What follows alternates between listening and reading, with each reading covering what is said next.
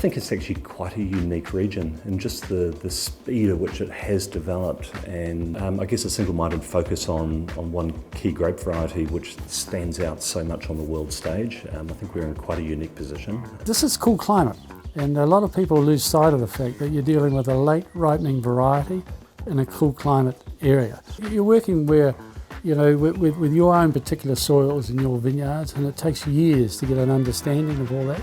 It doesn't happen overnight. 26,000 hectares in this region in 42 years is absolutely astounding.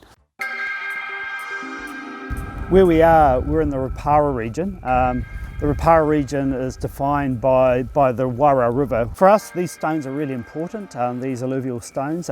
We call them sunstones. They're kind of a wonder of nature.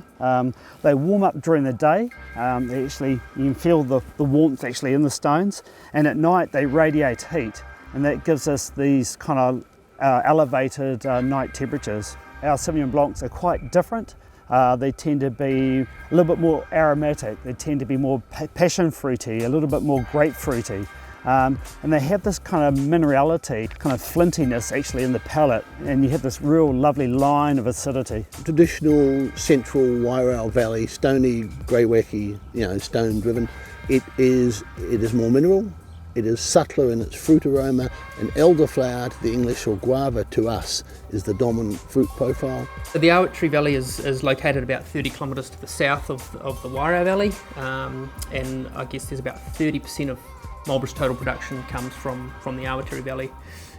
It's significantly cooler than the Wairau Valley, can be up to 10 degrees Celsius cooler during the day.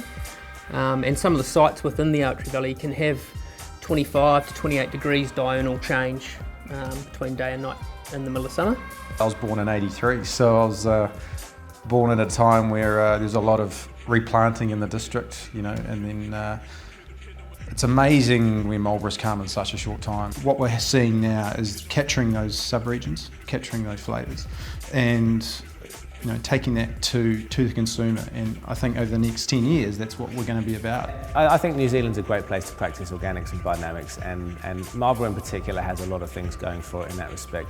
Certainly sort of being on the Marlborough landscape, doing something totally different was a hindrance in the early days, but nowadays it's broken through, and I'm proud to be part of something that's been one of the sort of pioneers of that, certainly in this region.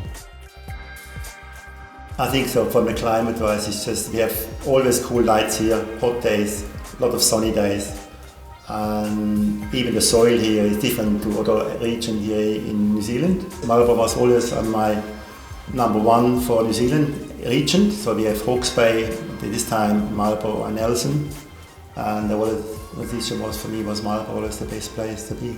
The flavour profiles you actually get from Sauvignon Blanc are quite diverse. Where we are here, they tend to be quite aromatic and quite lifted and very passion fruity, but you can go 10, 15, 20 minutes down the road and the wines can be quite green, they can be quite grassy. You go to another part of Marlborough and they can be full of gooseberries. So there's quite a diversity in wine styles you're actually getting from Marlborough, and that's kind of the magic you get from the Marlborough region.